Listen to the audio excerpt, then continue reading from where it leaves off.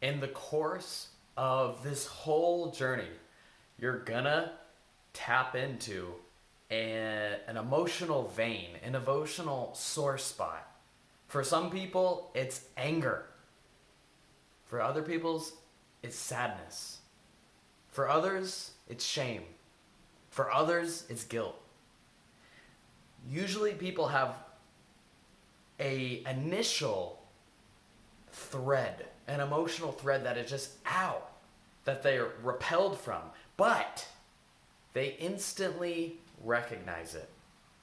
So this might happen when you start to feel that there's something else, there's something going on in your body, and you feel it in your heart, you locate it in your body, you sit with it, you talk with it, right? We're building that relationship. So you accept it, you feel it in your body, you try to understand it, you reassure it, gently talk to it, and then we try to get the need met.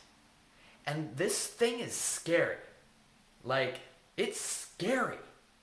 It's terrifying when you come face to face with the innermost part of you that is terrifying. And again, it's different flavors for different people. Just spoke with someone the other day, and it was sadness. Whenever they felt sad, they just felt this urge to make fun of their sad self. Oh, you're feeling sad? Oh, boo-hoo. Another person, when they get angry, they disconnect. They just want to push it away. Just get away. And so usually there's an emotional thread that is just clear. When we peel back the layers, we're left raw, vulnerable, and it takes a lot of courage to look at this emotional energy and to stay with it, to not flinch away, to not judge it. When the voices pop up, to stay centered and to practice this speaking voice. And now today we're going to be learning 3 steps to identify and ultimately meet your emotional need. Let's be clear here first. The reason people emotionally eat is because emotional eating temporarily, and maybe even it's an illusion, but there's some quasi false way that food meets your emotional need. So if you want to stop emotional eating, yes, we have to eat food. Yes, we have to sleep well. Yes, we have to eat during the day. Yes, we have to pay attention to hunger. Yes, we have to let ourselves eat unconditionally. But the truth of the matter is you have to meet your emotional needs. There's no other way around it. Emotional needs are like building blocks. If you want to build a great life, you have to have your emotional needs met. Whenever you get an emotional need met, it's like a building block that enables you to grow and flourish. So we need these blocks. There is no substitute at the end of the day. We need to get our needs met.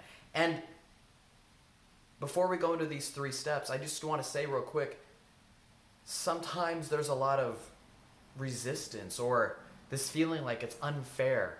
Like, why aren't I just an intuitive eater? My husband is an intuitive eater. So-and-so I know is an intuitive eater. Why do I have to do this feeling shit? I don't want to feel. I want to eat. I don't want to do this.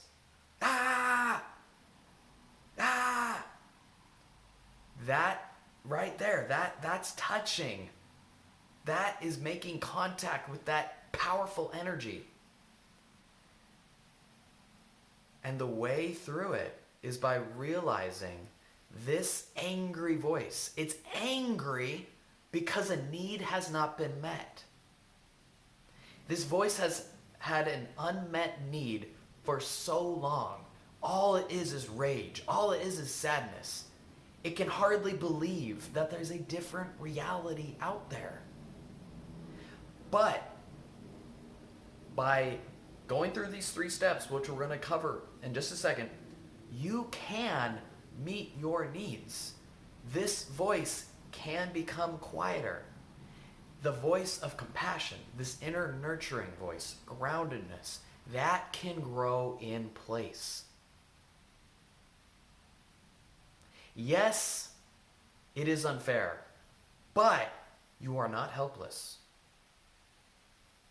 You have power, and you can choose to exercise it in a way that actually feels good and meets your needs. So let's get into these 3 steps.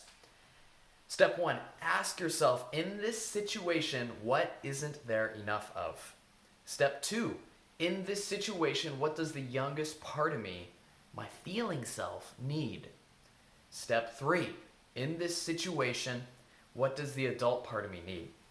So let's be clear where we use these 3 steps. You're sitting down, peeling back the layers, you're feeling, you're journaling, you hit that emotional energy, that thing that you hate about yourself the most.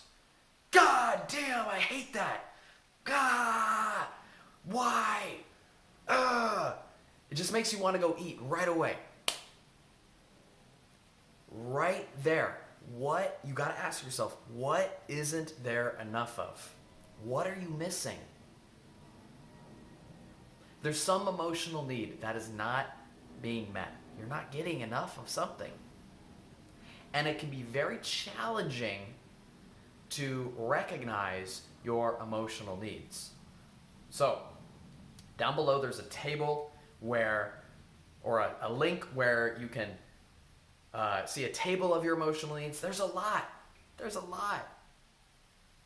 And so, oftentimes, instead of memorizing this table, we can just ask ourselves, what's missing? If you're at work and you haven't talked to anyone all day and you feel this intense emotion and you're wondering, like, what is this about? How do I meet my emotional need? This rage, this fear, this guilt, it's so powerful. I just want to go eat.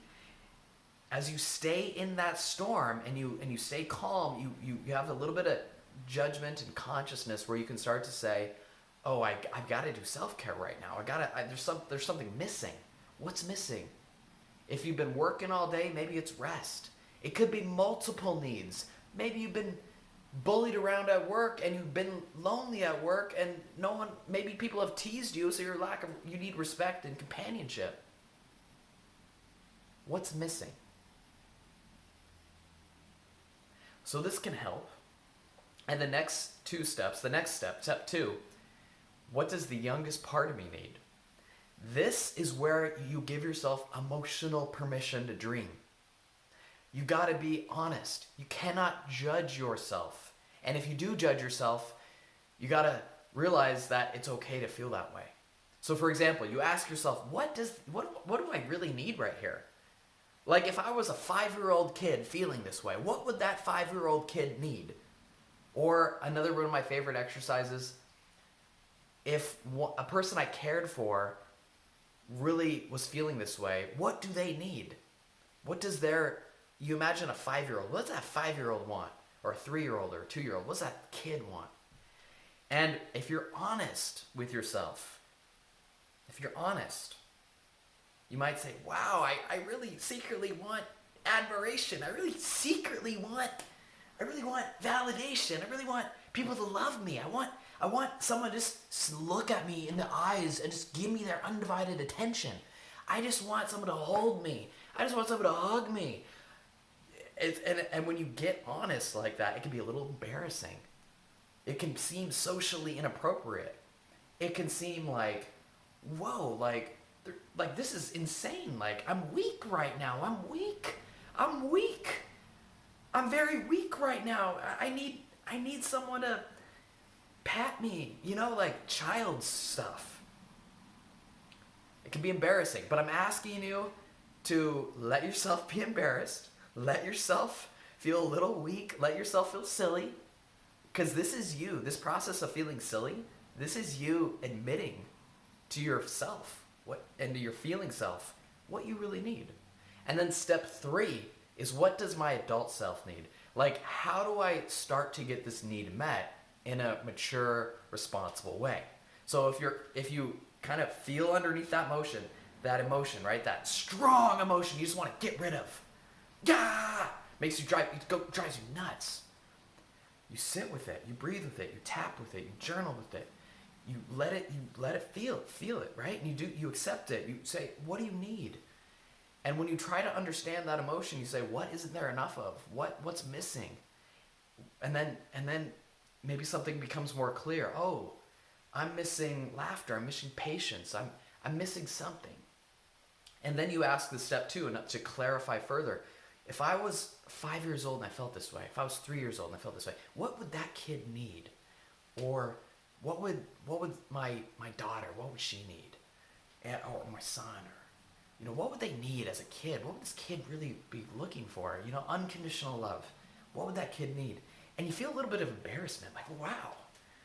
Like, it's weird when you start feeling the powerfulness of these needs, right? Like really admitting to yourself, wow, I really do want someone just to cuddle with me, And so we kind of get more clear. We find that powerful emotion. We search for what's missing. Why is this emotion so powerful? There must be a missing need, and that's the reason it's so powerful. There's a need that's missing. And then you say, oh man, well, what's that need? Try to imagine yourself as a kid. Use empathy. Put yourself in the kid's shoe.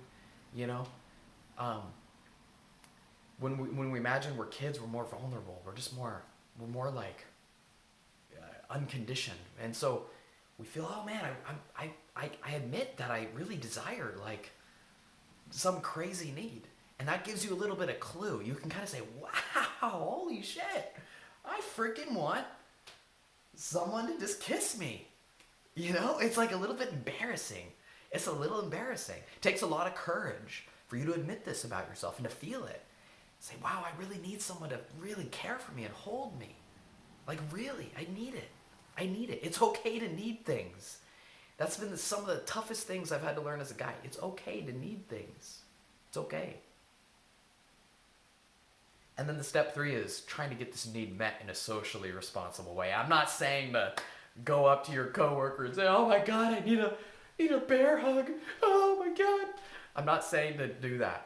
I'm saying you got to be aware of your need, and not just up here in your head, in your heart, in your gut, in your energetic subsystem. You got to feel this. Like, you got to feel, oh man, I fucking need that.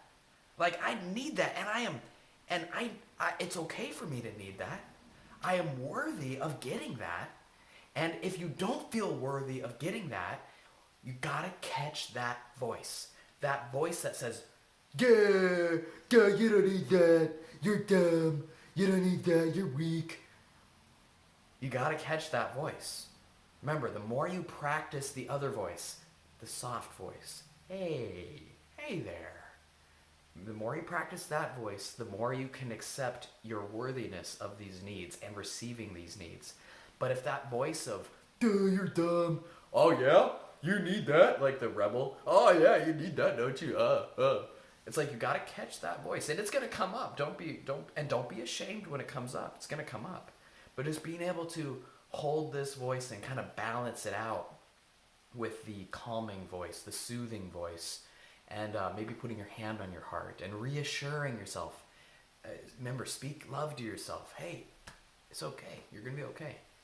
And so you get clear on your needs, and that's so important. This is like the end of emotional eating, is really feeling what you need and starting to take action to meet it. And the beautiful thing is if you can admit, like in your heart, if you can tap into your feeling self, tap in and get clear, like admit, oh wow, holy shit, something is missing. Multiple things are missing. How can I go get my needs met? Like, that's the solution. There is no other solution. Food is the temporary solution, but it's not helping you grow. I mean, we know that food is blah, blah, blah. Like, it's not good and everything to emotionally eat food all the time. Yeah. So let me know your questions. All right. Namaste. Have a good day. Peace.